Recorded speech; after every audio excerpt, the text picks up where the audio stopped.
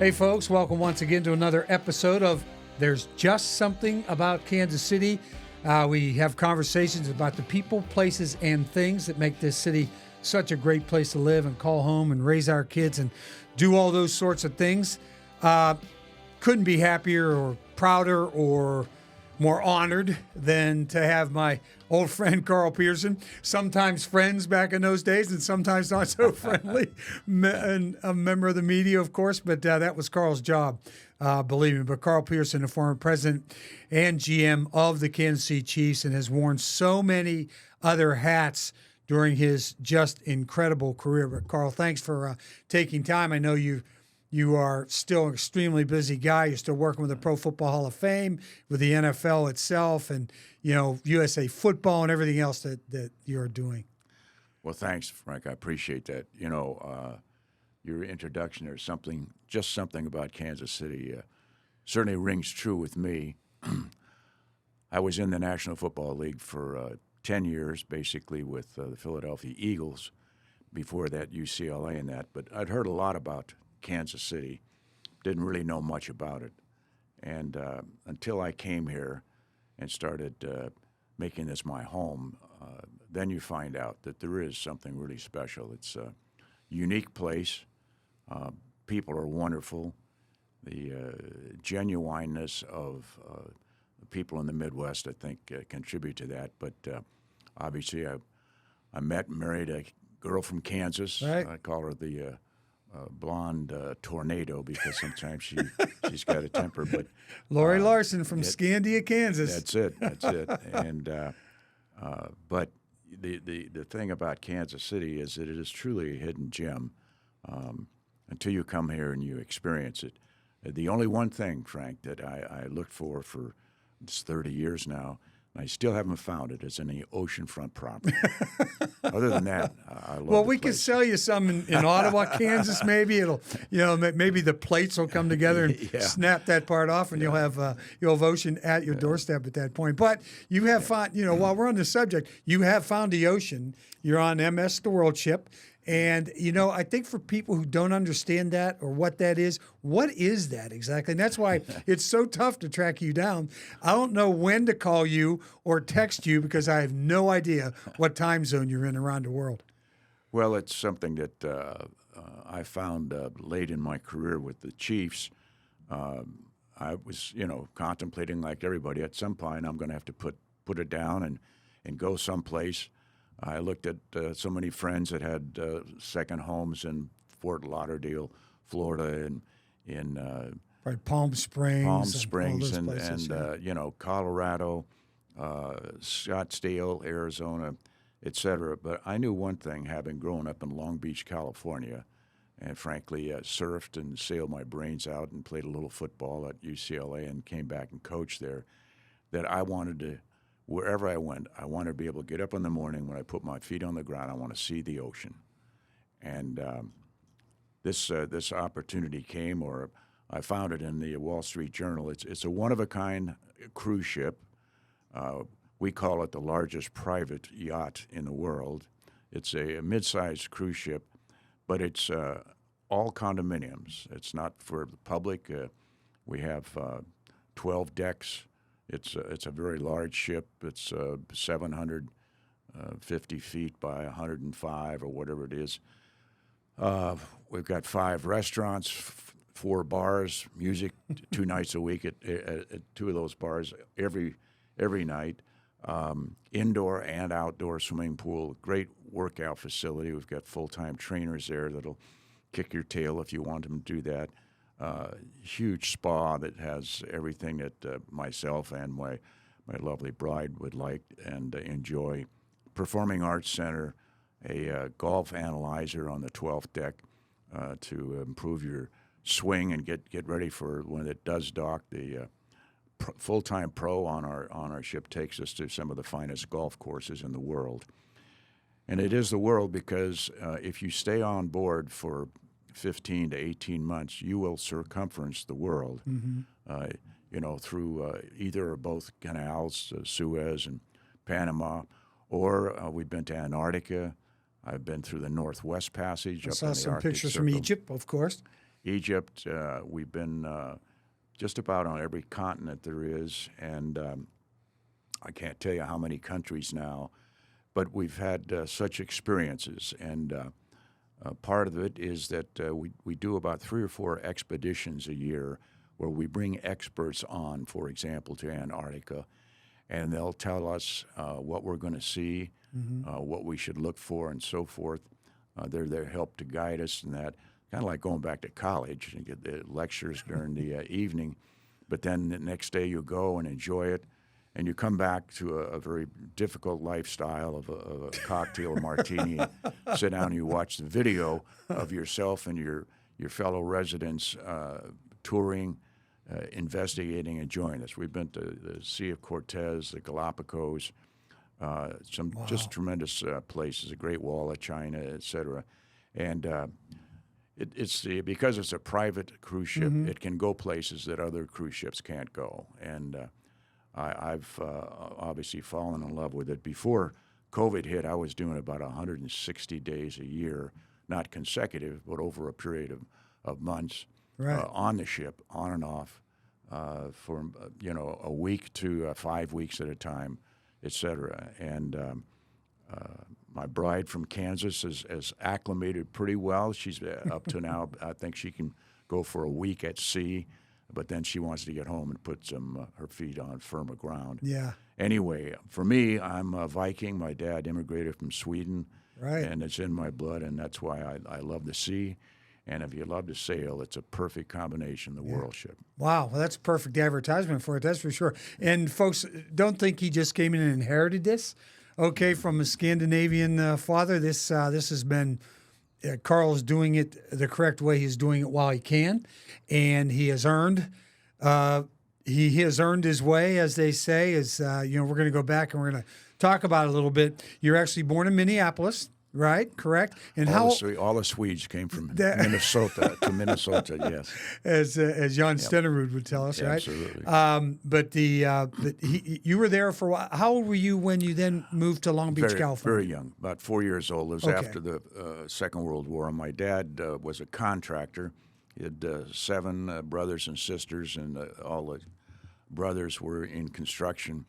But he finally got to a point of frustration. He said, I need to go someplace where I can work 12 months a year, not 9 months a year, because in Minnesota, when the winters come, you're not going to do shut much. Down. You're not going to be outside doing excavating and grading and so forth. So he moved the family out to Long Beach, California, actually Surfside. We lived right on the beach the first couple of years.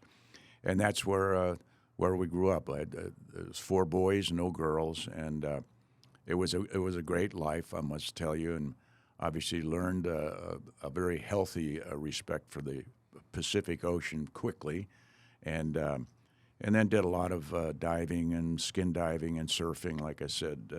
So I knew then that this was a life for me. But from Long Beach, I ended up in Philadelphia, and from Philadelphia, ended up in KC. Midland of America. Right, Midland. but you went to Wilson High School, correct, in Long Beach? Long Beach. You played football. Obviously, Did you play any other sports? Oh yeah, I played basketball and baseball, and did all the stuff that most young active guys do. And then did you have a chance after Wilson? Did you get scholarship offers? I wasn't good enough for a scholarship, but I walked on a little bit at UCLA, and then I guess fortunately, unfortunately at the time, I tore up my knee, and that ultimately kept me out of Vietnam. And didn't plan it that way, obviously. I was planning to go ahead and serve my commission, and had a lot of I actually went to West Point for a year, played a little plebe football there, but lost a lot of friends, teammates, classmates, even opponents, probably guys you played against. Absolutely. And our class at West Point, class of, this dates me obviously, 67, was I think in the Vietnam War had almost 2/3 either wounded or killed. And second lieutenants at those times. They didn't last very long. They were in Vietnam. a dime a dozen. But I made some great friends. One I kept as a roommate for all these years. He finished as a 4-star general and ended up, ironically, at Fort Leavenworth, Kansas. Called me there. He was now a 2-star general, and said he's the commander-in-chief of the Command and General Staff College for the United States Army, and said, let's get together. So I brought him to a Chiefs game, and from then on, he was a Chiefs fan. And anyway, Monty C. Miggs the fourth, but a great friend. But went back to UCLA and loved it so much that I had to get into coaching. And that's what I wanted to do. And majored in something called kinesiology, which is a 25-cent word at UCLA for physical education. Yeah. No, it's exercise physiology, okay? It's not physical education. It's what Come it on. is, but, well, it wasn't like University of Miami in basket weaving, okay? So at least it had a better name. Yeah. But you did coach all along the way, too. I think you went back even to your high school to coach, right, to begin? Correct. That was my first effort into high school coaching. I went to work for my former head coach, Skip Rowland, and a couple of years there, and then a couple of years while I was in graduate school at UCLA at Loyola High School in downtown Los Angeles. Right. A great experience for me, and we had terrific football teams, and then got a chance to become my own head coach at a California State University. Yeah, Sonoma State, right? That's it. And Larry Allen was the one pro player that graduated from Sonoma State and was a terrific player for Sonoma State Cossacks at the time. They've changed the name, of course. It's insulting. Yes, of course, yeah. But anyway, and then I got a call from a dear friend. We had gone to classes together and kept in touch and so forth. Terry Donahue. He had just returned with Pepper Rogers from the University of Kansas to UCLA. UCLA, yeah, there's a connection there. He said, Carl, we've got an opening on the staff. He said, I think you should really give Pepper a call and interview for the job. And it took me about 15 seconds to do that. What was the position? It was the head freshman coach. Okay, right, because remember in those days, the freshmen could play. Freshmen could not play varsity. Yeah, right. But we had our own freshman league with Stanford and Cal Berkeley and SC, and then also worked with the varsity receivers.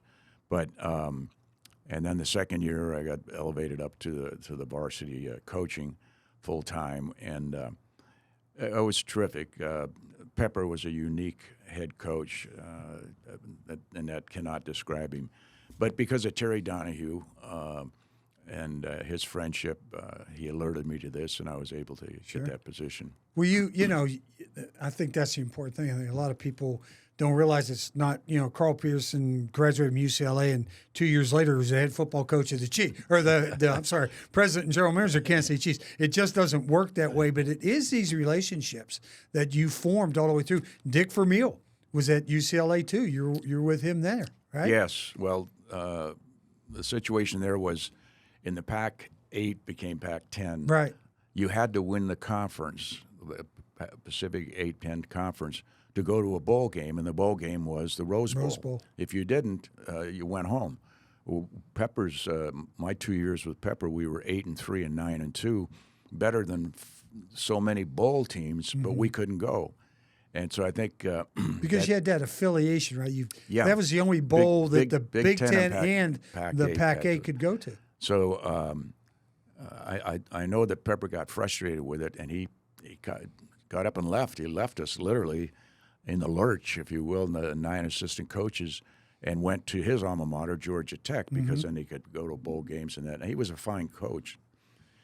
And the athletic director, J.D. Morgan at UCLA, immediately hired Dick Vermeil, a young assistant coach then with the L.A. Rams, but had been at UCLA before. That's where J.D. saw him. He worked for Tommy Prothro.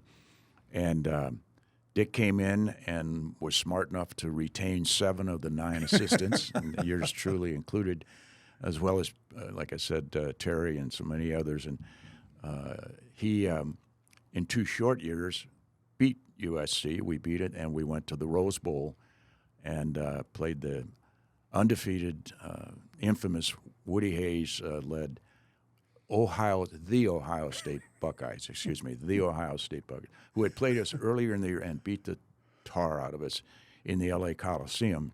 And now we're playing them in the Rose Bowl, and we were the biggest underdog in the history of the Rose Bowl at that time, and we upset them. And from that, the owner of the Philadelphia Eagles saw the game, flew out, and started recruiting Dick.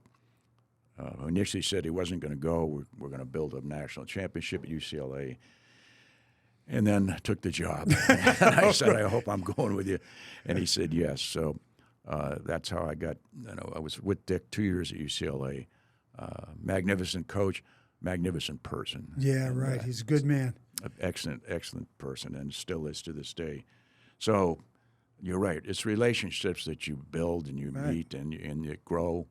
And watched his kids grow up, and he watched my daughter grow up. And the great thing about Dick, he's always kept in touch with all of his players and coaches and football support staff throughout his entire life. And he's 86 years young. Yeah.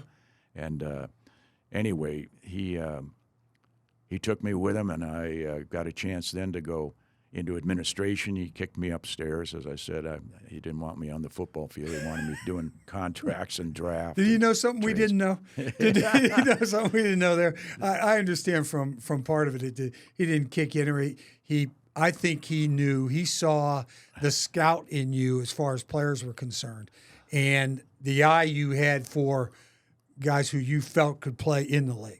Well, I appreciate that, and he also knew that I was someone he could trust impeccably, and that I knew what he needed to have to win.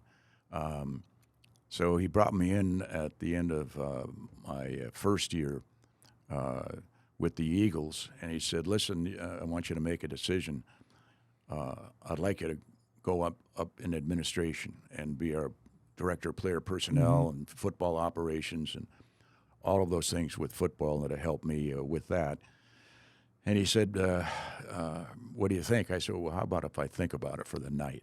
And he said, okay, fine. So I came back, and he's in my office waiting for me. And he said, well, what do you think?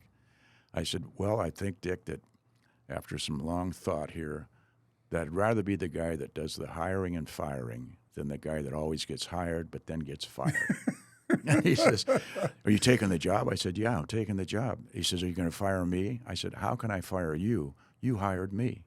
And ironically, and you know this, Frank, because you were here, 20 years later, I got to hire the guy that hired me, Dick Vermeil, as the head coach of the Kansas City Chiefs. It's another one of those relationship type things. Okay, so you're with Dick in Philadelphia, and you end up, what was the transition from the Eagles to the USFL? Well, I got it, and I will ask you about the USFL. Yeah. Well, no, it's I would be candid right away. It was probably one of the greatest events in my life and opportunities, and that's what it was. Initially, they contacted me starting this new pro football league in the spring. And they had franchises in Boston and New York and Philadelphia and so forth, and a group of very reputable real estate development people in Philadelphia came after me, and I said, listen, I appreciate it, I'm flattered on it, but I'm very happy here with Dick and the Eagles, and we're building something. We had taken them in 5 years to the Super Bowl 15, and then Dick finally brought me. He says, they keep coming after you, and he said the offer's awfully good. I mean, it was not only president, GM, CEO, but part owner. You're going to be part owner, yes. And I said, it would be a great opportunity to start something literally from the first paperclip up to build it myself. And so after a while, it just got too good to say no. So I said, okay, I'm coming, I'm taking it. And it was hard to leave Dick, but he was so encouraging with it. And it wasn't just 2 short years later that he burned out and left coaching for 14 years. And anyway, so I got a chance to start it and built it myself, had some wonderful people, coaches and players. Yeah, George Perlis, Jim Mora Jr., right? Jim Mora Sr. I'm sorry, Jim Mora Sr. Absolutely, yeah. And he led us to the 3 championship games and the 2 championships the last 2 years. Frank, I'm proud to say that from that group, from just the Philadelphia/Baltimore Stars, we had 20 players go on, either return or start their careers after the USFL in the NFL and played a long time. Sean Landetta played 20 years in the NFL as a punter, one of the all-time great punters in the NFL. But we had Irv Eatman, Calvin Bryant, Bart Oates, some really terrific people and players. And we had off of the coaching staff, every one of the coaches went on to coach a long time in the NFL. 4 of them became head coaches, including Jim Mora. And from my personnel staff, 4 of them went on to become general managers in the NFL. So it was a combination of good players and good coaching and a little bit of good administration. Right, and it's surrounding yourself with good people, too. I mean, you obviously didn't just have a talent for players or coaches, but you also had, for your administrative staff, you really had a talent for people you knew would really be able to handle the job. Well, I appreciate that, and yes, I did. I was very, very fortunate. I always felt in my, if you want to say football administrative executive career, that the most important thing that I could do was to hire good people. And by that I mean people that are less concerned about themselves and more concerned about the team, are less concerned about who gets the credit, but how can we make this situation better? And throughout the years I've been very fortunate to do that. But it is a people, and it's a people business. And sometimes I think in today's NFL, they forget that. It's a people business. It's like your business, and you meet and deal with people every day, and you have to be there, I think, to really get the flavor of what they need, what they want, how they can be successful. Players, coaches, administrators, everything. If they think that you are trying to really put them in a position to succeed, you're going to get an awful lot of output from them. Yeah, right. After you leave the Stars, this is the best part for me, you went into the media. Of all things, Carl, the media. Sort of the black mark in my career. Not in the black hole, as a matter of fact. The media at Philly Sport, it was a magazine all about Philadelphia sports. Philadelphia's a sports-crazed city, as we all know. Sometimes they're just crazed, in Philly. Right. But spent a lot of time there. But Philly Sport, how was that? And then in your correlation to handling the media after that? Well, I got to see a side of the media that I hadn't really met and enjoyed. Good side or bad? Yeah. I guess it was the good side because you saw the bad side. Yeah, right? it was a good side. The group that put this magazine, and then they actually expanded it to Boston and to Miami.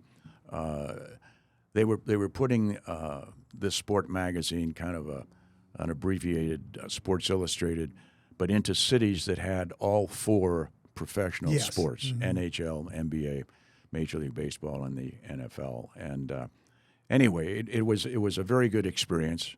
But I think I knew early on that this was not going to be the final end where I'm going to end up. And so,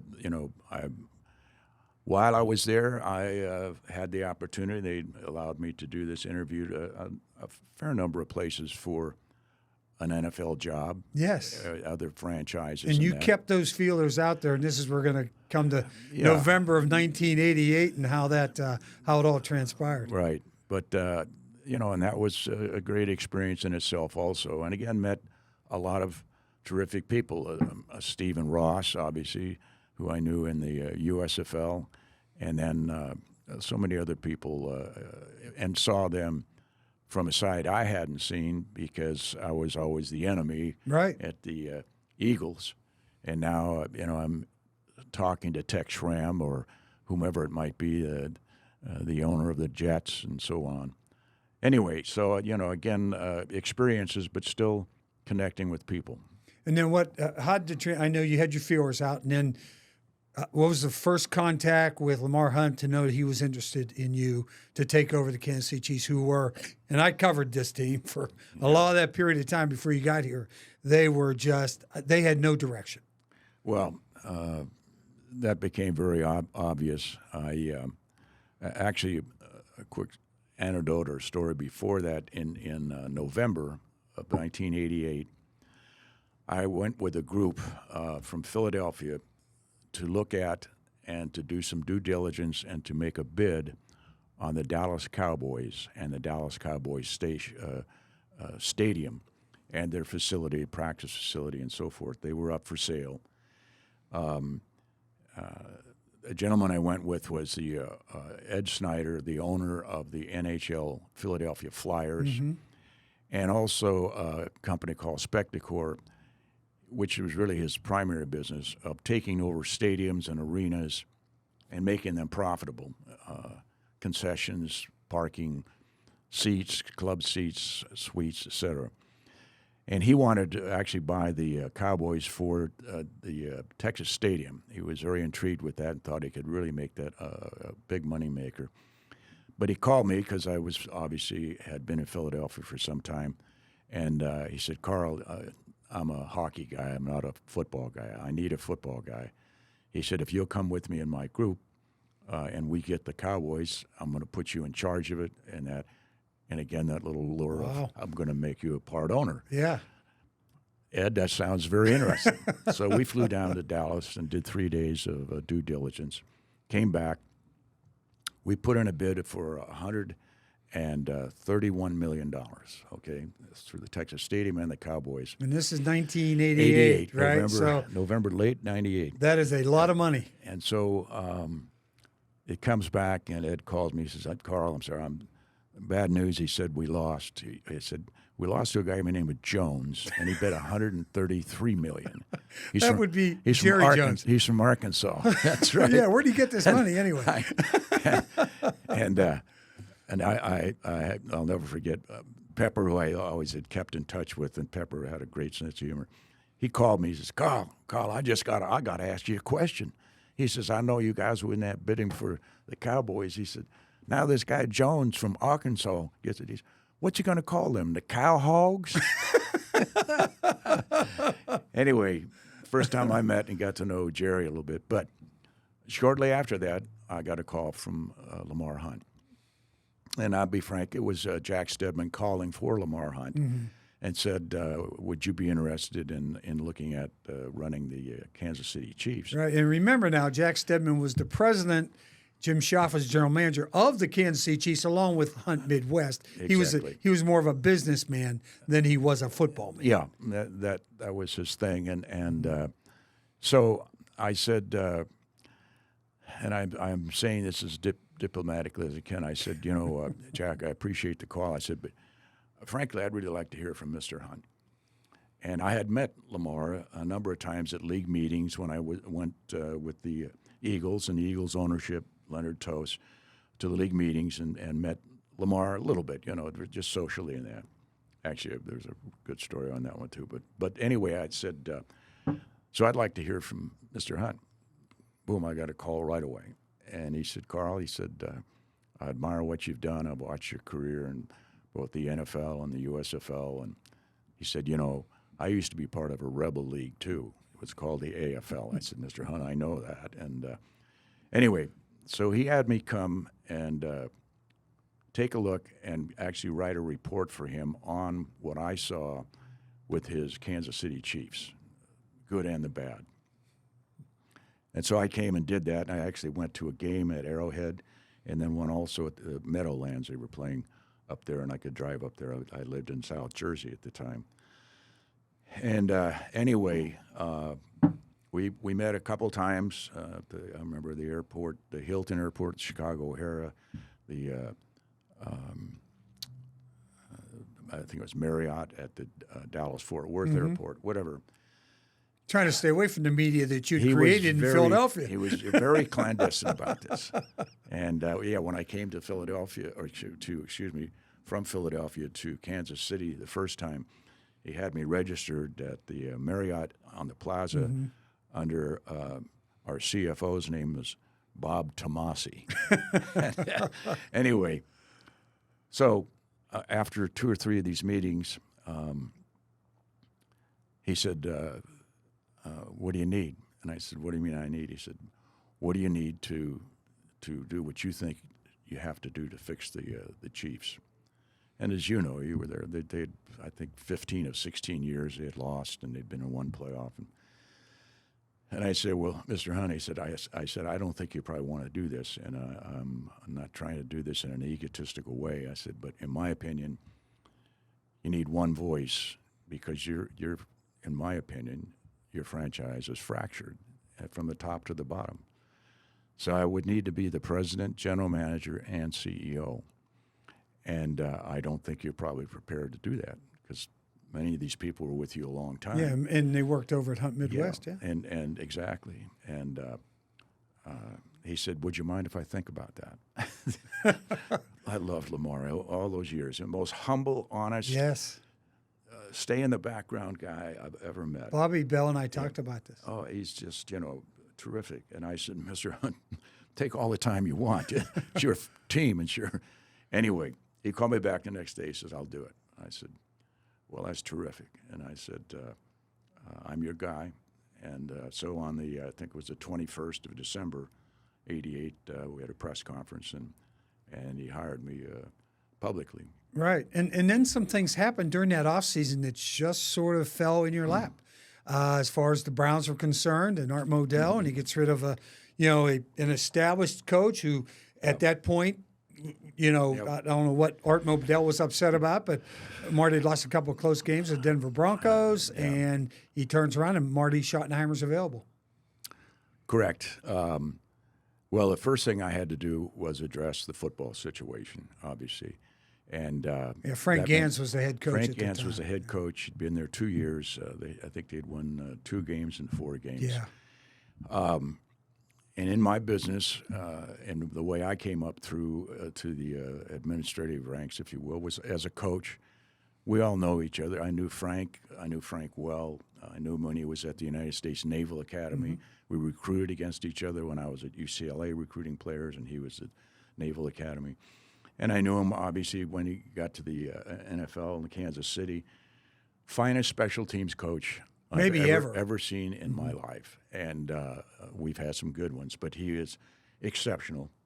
But I could tell, and I said, Frank, I'm going to take my time and go through every video from last season's games, and then I'll tell you what I want to do.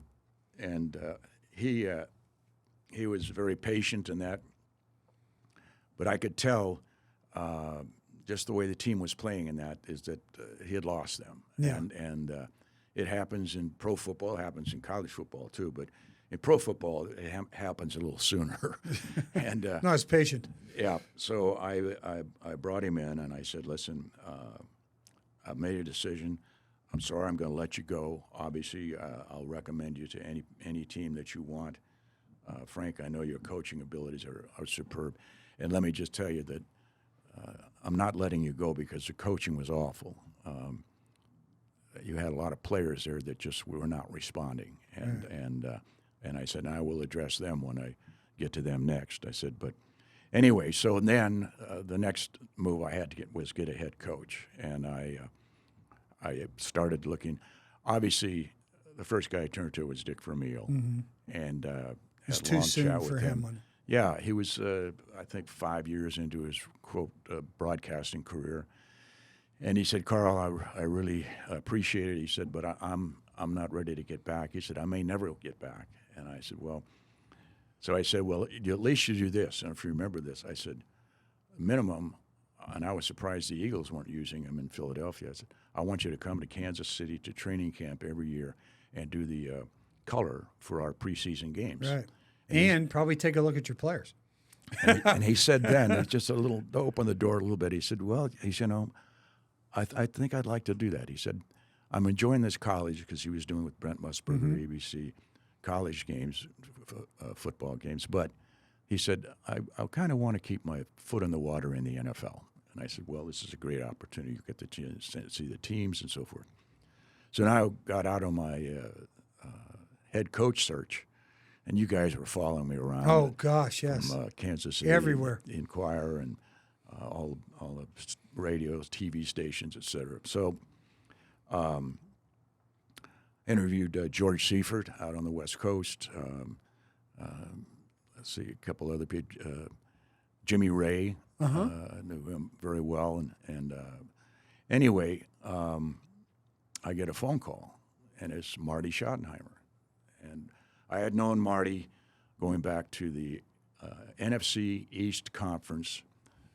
Eagles played the Giants. He was linebacker coach of the Giants twice a year, and I was coaching tight ends at that time, and at least the first year, and so I knew him and his coaching abilities. And anyway, he said, "Listen, you might not believe this. I just got fired by Art Modell," and he said, "I don't want to stop coaching in the NFL." He said, "I'm on the competition committee."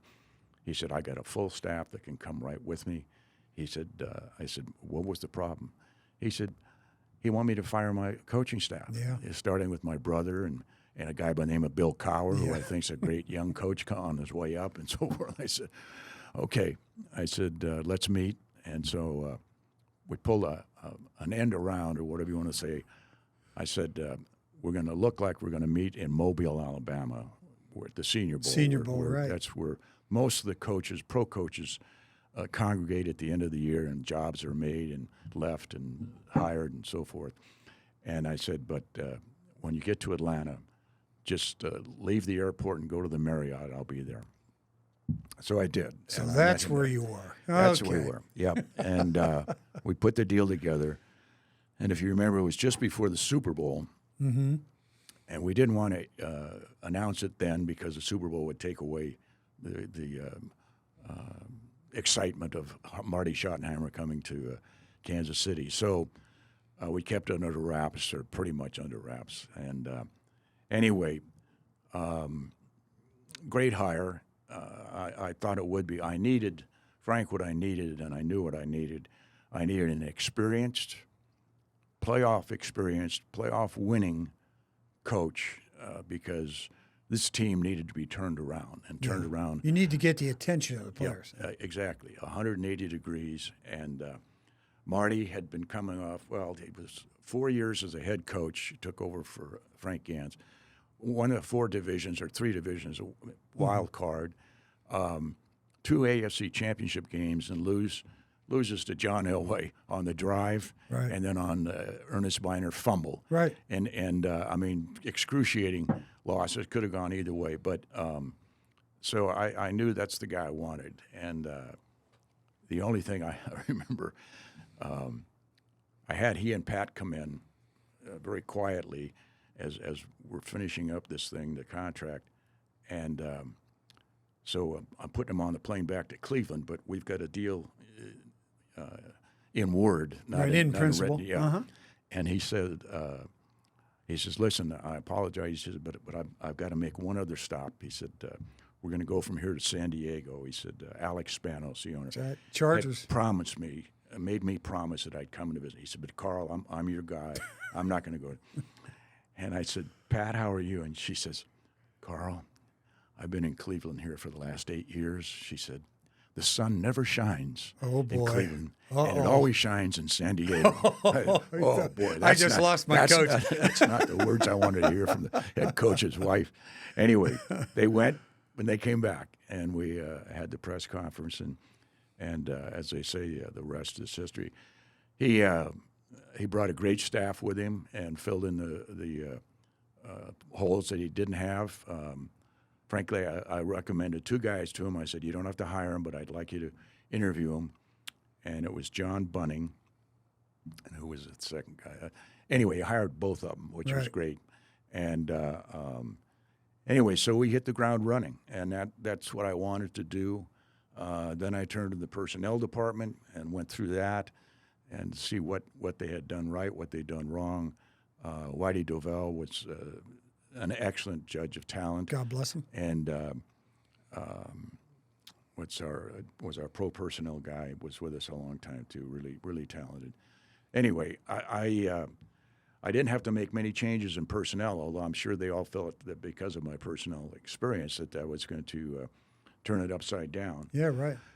But we hit a ground running in that, and I said, "Marty, I'm going to need you not only to coach the football team, I need you and your staff in evaluating player personnel and I need you to do what I'm going to do. We're going to get out on the road, and we're going to sell some season tickets before the season even begins. I heard when you took over, there were 3 people in the ticket department. Yeah. Is that correct? Yeah. There were only 3 people there. Yeah. And you think about this, folks. The Kansas City Chiefs now, they probably have, I don't know, 150 or 200 people in there somewhere trying to sell tickets and doing whatever. But you really had to take everything and change the whole atmosphere. Not that we revolutionized it, but I couldn't believe that they were still pulling hard tickets. They didn't have a computer. And I said, we're going to change that quickly so people can call in and get tickets and so forth. And we went out and we sold groups. We did everything. Marty and I did a road show. We did about 3 or 4 minstrel shows. I remember the paper, the cartoonist and the Star had us, on the stage, ham and egging it, as you would say. Yeah, sure, I had my dear friend Steve Sable make a highlight film, frankly, of Marty and myself and our experiences in the National Football League and that. And we sold that thing like you couldn't believe it. At the end of the summer, we had a league meeting, and Lamar stood up, and he was so proud. He said, I just want to tell you something. He said, when Carl came in, we were at 23,000 season tickets. And he said, we've just sold our 37,000 season ticket. And Billy Bidwell in the back of the room stands up, and he says, Lamar, you're lying. And he said, no, I'm not lying. He said, it's happened, and we haven't even kicked off yet for this 89 season. And Billy Bidwell says, that's not how you do it in the NFL. He says, if you win, they'll come. If you lose, they won't. That's it.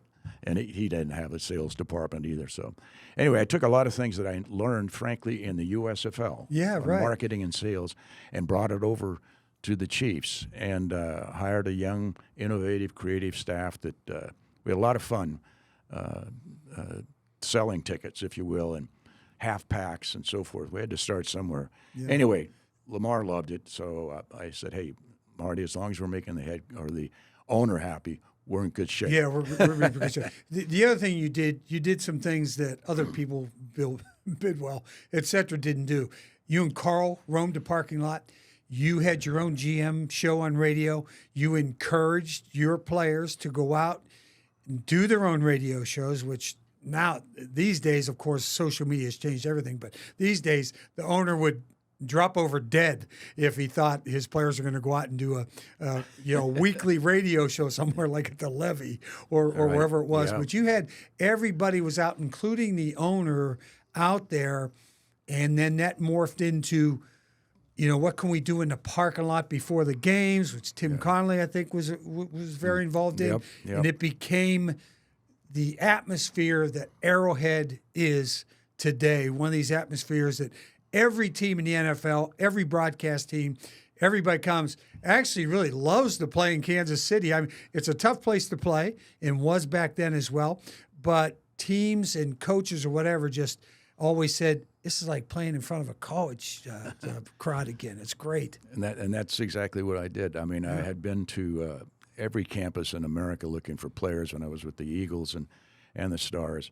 I'd been to Kansas U, I've been to Kansas State, I've been to Missouri, been to Nebraska and that. And obviously Nebraska was the leader of that. And I said, you know what? And I told my people this. I said, we're going to make this a college atmosphere, but it's the National Football League.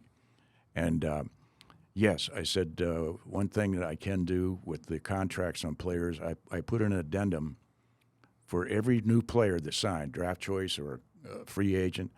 He had to give us back 5 gratis appearances a year as part of his signing bonus, and that encouraged him to get radio shows or whatever. Or charity. Or charity, yeah. Yeah, a guy like Priest Holmes, he didn't want to talk in front of people, but he was a great chess player, and he would go over on Wednesday night and teach at the Boys and Girls Clubs how to play chess. I said, find your niche, find your mark, but find something, because we need to get back to this community. It's been a long time. I started something called the Kansas City Chiefs ambassadors. That's right. And Got all the alumni back. Bobby Bell and so many of these guys, they were so great and giving at the same time, and they wanted to come back. And I gave them, frankly, each of those alumni that lived in town 4 season tickets free, and I gave them a tent out in the parking lot where they could have their party for their clients and bring them, and then encourage them to bring them on the field pregame. Ted McKnight singing with the jazz band out there. Walter White, Ted Walter McKnight. White, yeah. These guys, and they really did a great job for us. And the Redcoaters resurrected. The Redcoaters had been there before, but I said, I need you, and I really need you now. And everybody, right, jumped on board. And now, as I told Lamar, I said, look, we have to win not only on the field, but off the field. And he said, well, I understand winning on the field. He said, you're going to hire a head coach, you're going to get new players. We're going to try to win games. Yeah, hopefully. and I said, yeah. He said, but what about off the field? I said, Lamar, you got a 78,000-seat, beautiful football facility. You can park 26,000 cars in the Truman Sports Complex. We're going to make tailgating something very special. It's what they love to do, and I know the Midwest college football fans love to tailgate.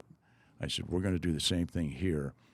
And I said, it's going to hurt us at the concession stands because I'm going to encourage them to bring their food early in the morning, barbecue, all the rest. Right. We'll have contests. And you know what else is coming?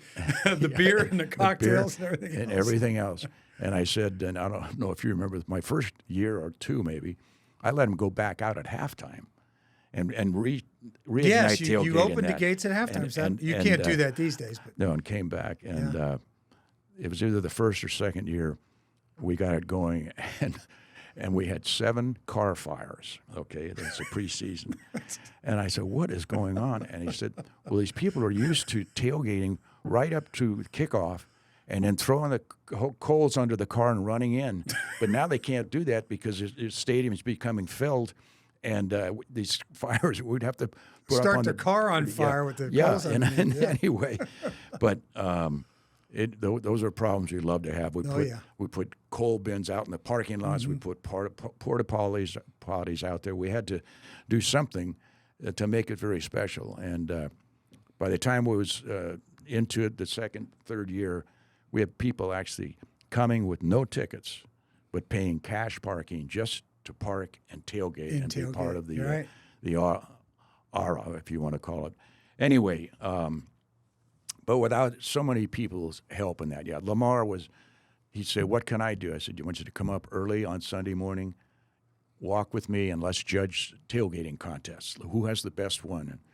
And, he was so perfect. He'd come up there and he'd walk up to this guy's tailgating with Chateaubriand or whatever, and it was beautiful. And he'd say, hi, my name's Lamar Hunt. What's your name and where are you from? Yeah. And what are we barbecuing here today?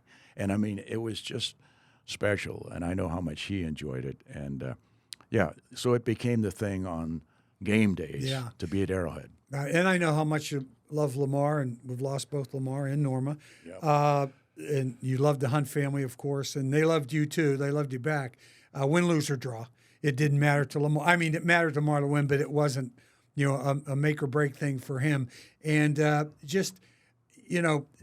thing that you wanted to do more than anything was to hand him a Lamar Hunt trophy, and it didn't happen. And I know that still bugs you a little bit. I know, but I know you did everything you could to get it done. Yeah. Well, I appreciate that, but it wasn't quite enough. I know that I speak for my late coach Marty Schottenheimer, for all the coaches got to Cunningham, for Dick Vermeil. And Herm Edwards had 4 coaches in 20 years. Right. They all felt that was the one goal that we got close to. Sure. But we didn't get it. We won a lot of games. We won a lot of division championships, playoffs, et cetera. Would have liked a better playoff record. But, we did try to do many things we could, like Joe Montana, the trade for him, and signing Marcus Allen. Yeah. And we had 2 great years with them. We got to the playoffs each year and won playoff games, and then got to the AFC Championship game. But yes, that's something that I will always regret. But I do I do take pride for everyone in the organization over those 20 years who helped Lamar Hunt, Norma Hunt, the Hunt family, bring back the pride to them of the Kansas City Chiefs. I know that Lamar, winning and losing is part of the game, and he knew that going back to 1960. But winning's a lot better than losing, and how much pride he took in winning and becoming a real playoff team every year, a team that he could be proud of, a team that was now being asked to be on national TV all the quite time. often in that. And I must tell you a quick story about Norma, and we're sad for her passing. She was such a beautiful lady and a wonderful person, and that streak of 57 consecutive Super Bowls will never be broken. But one of the things I cherish, we were playing in Denver. I'm not sure what year it was, but we won the game. We were euphoria in the locker room. Guys are jumping up and down, and then all of a sudden it says, "Woman in the locker room, woman in the locker room." This is before they let the news media in. Who walks in? Norma Hunt, okay? Beautiful red dress as usual. She's carrying a ball, and she brings it over, and she awards me my 200th win, professional football win, including the Eagles and that, and came down into the locker room. I've never seen her before or since, and I was quite taken back and said, "I'm truly honored, Lamar. I'm sorry, but I'm honored because Norma's given me this ball." Yeah, exactly. Anyway, but it might have been the Joe Montana game. It may have been. We were so thrilled, though, to bring them back. Like I said, you could see the pride building. And Marty, like I said, did a great job. We started off winning the first year. We went 8-7-1, and then 9-5, and then right on up. And anyway, I was very, very fortunate to work for a guy like Lamar Hunt. Yeah. And you don't get that opportunity very often in your life or your career. I think I knew then, Frank, because a lot of people ask me, why didn't you, after you left the Chiefs, why didn't you go with another team or whatever? I knew I could never find another owner like that. No, there's no Never. way. And the commissioner asked me to run the USA football or oversee it as a chairman.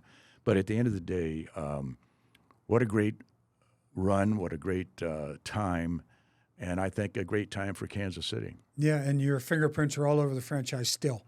I mean, it still has gone from 1980, because I was here at 81, okay, and so I went through that whole almost decade with that football team, and I could tell what was wrong. You got a guy doing business, he's trying to do football at the same time. The game was growing so much that just wasn't going to be the situation. But you came in and you said you wanted one voice in charge, one person in charge, and it worked.